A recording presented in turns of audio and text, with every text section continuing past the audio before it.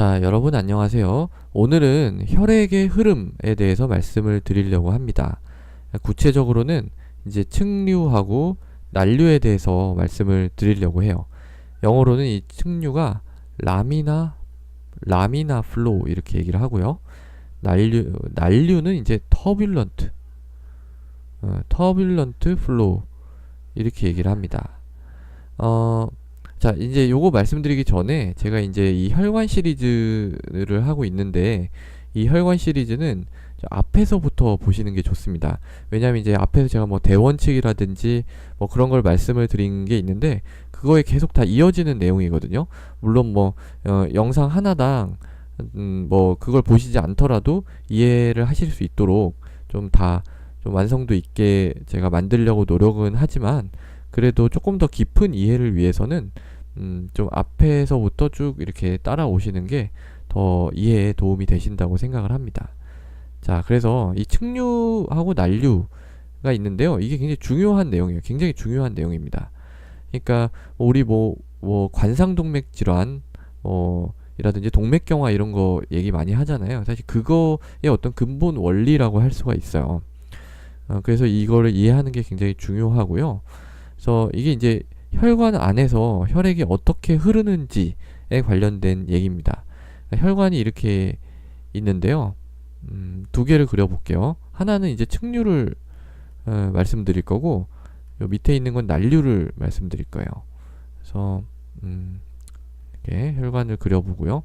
보통 자, 여기서 이렇게 왼쪽에서 오른쪽으로 이렇게 혈액이 흐른다고 생각을 해봅시다. 그러면은 얘가 이제 정상적으로 어떻게 가냐면은 이렇게 가는데, 이렇게 딱 이렇게 가는 게 아니에요. 딱 이렇게 가는 게 아니에요. 이렇게 딱 해서 이렇게 가는 게 아니라는 뜻이에요. 어떻게 가냐면은 얘가 요렇게 갑니다. 요렇게 좀 과장해서 그렸어요. 과장해서 이렇게 그렸어요. 그러니까 이 벽에 딱 붙어 있는 곳에서는 좀 천천히 가고요. 요거보다 조금 더 벽에서 떨어진 곳에는 조금 더 빨리 가고, 가운데에 가면 제일 빨리 가고, 이런 식으로 간다는 거예요. 그러니까 혈액의 흐름이 층층이 다르죠. 층층이.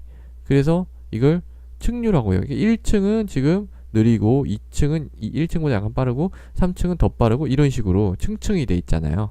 그래서 얘를 측류라고 합니다. 그거는 이 혈액이 이렇게 가면서 이 혈관에 약간 붙으려고 하는 성질이 있거든요. 그렇기 때문에 이게 이런 식으로 될 수밖에 없어요. 그리고 이렇게 돼야지 안정적으로 우리가 혈관이 손상을 받지를 않습니다.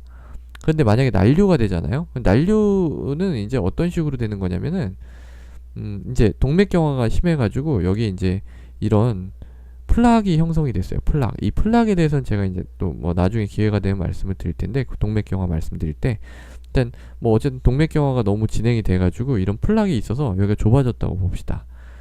그러면은 혈액이 어떻게 흐르냐면, 이 앞까지는 이제 이렇게 측류로 오다가 여기를 딱 통과하잖아요.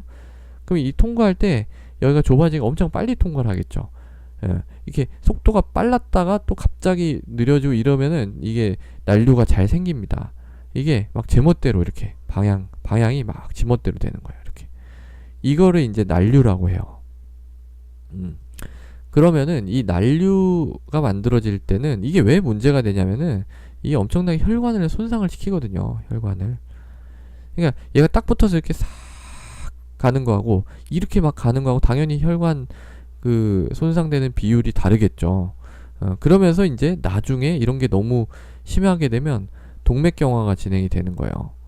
그러니까 이게 지금 동맥경화 진행되면은 이렇게 플락이 형성이 되거든요. 그러면은 이게 악순환이에요. 왜냐면은 이렇게 플락이 형성되면 여기가 또 와류가 되잖아요. 그럼 여기가 또 손상받기가 쉬워요.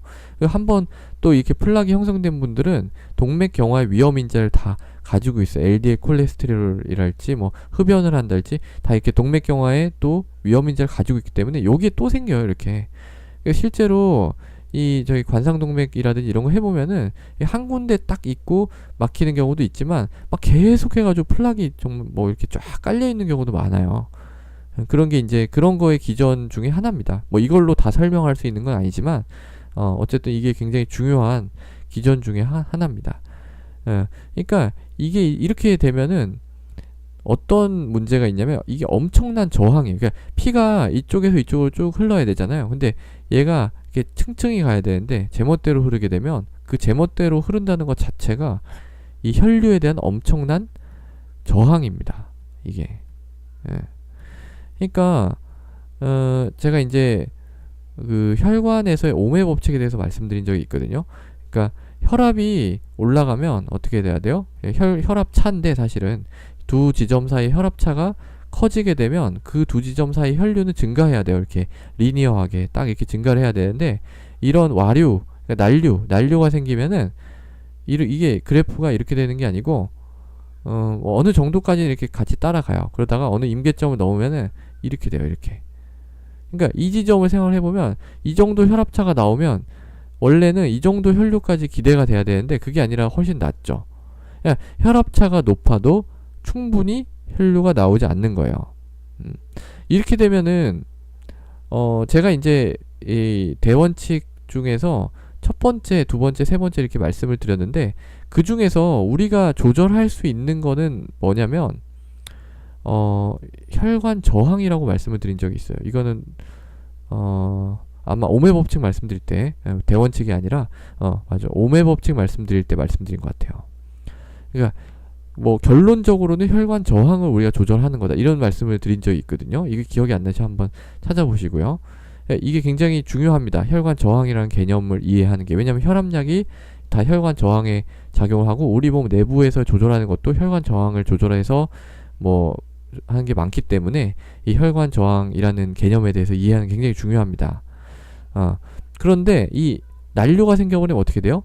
이 우리가 이제 뭔가를 할 수 있는 가장 중요한 어떤 키포인트였는데 얘가 작동을 제대로 안 하는 거예요. 이 저항을 조절을 하는데 조절하는 거는 얘를 뭐 수축시키거나 혈관을 수축시키거나 이렇게 해서 작용하는 건데 이 와류가 생겨버리니까 그런 거랑 별로 상관없이 저항이 너무 센 거예요. 얘는. 그러니까 우리가 조절할 수 있는 그런 중요한 그런 원칙 자체가 잘 통용이 되지가 않는 거죠. 그렇기 때문에 문제가 많이 발생합니다. 이런 측면에서. 그러면은 이런 와류, 그러니까 난류라는 거는 제가 자꾸 와류라고 하네요. 난류가 맞습니다. 난류라는 거는 언제 잘 생기느냐 하는 거 한번 볼게요. 첫 번째는요. 이 혈류 속도가 너무 빠를 때요. 속도가 너무 빠를 때. 막 이렇게 빠르면은 이게 빨리 가다 보면은 이렇게 막 좀 소용돌이 같은 게 생길 수밖에 없어요. 이게 소용돌이 생기는 기전이랑 사실 똑같아요. 예, 이게 유체역학 하는 사람들은 아마 쉽게 이해를 하실 수가 있을 거예요. 이 소용돌이도 어딘가 빨리 이렇게 지나가는 구간이 있으면 그런 데서 소용돌이 잘 생기거든요. 근데 두 번째는 아까 말씀드린 거요. 이 막힌 부분을 이제 통과할 때. 사실 이것도 이쪽에 영향을 미쳐요. 그러니까 막힌 부분을 통과하면서 혈류 속도가 빨라지잖아요. 그런 게 다 연관이 있습니다. 그 다음에 세 번째는 혈관이 급격하게 꺾일 때, 혈관이 급격하게 휘어질 때, 휜다. 뭐 이럴 때는 혈관이 뭐 이렇게 휘어지면 당연히 이렇게 가다가 이 속도에 뭔가 뭐 좀 불균형이 발생하면서 소용돌이 같은 이런 난류가 잘 생기겠죠. 그 이런 거는 좀 작은 혈관보다 직경이 좀 큰 혈관에서 잘 생깁니다. 그러니까 소용돌이가 생기려고 해도 어느 정도 좀 이 공간이 있어야 생기잖아요. 너무 작은 데서는 잘 못 생깁니다.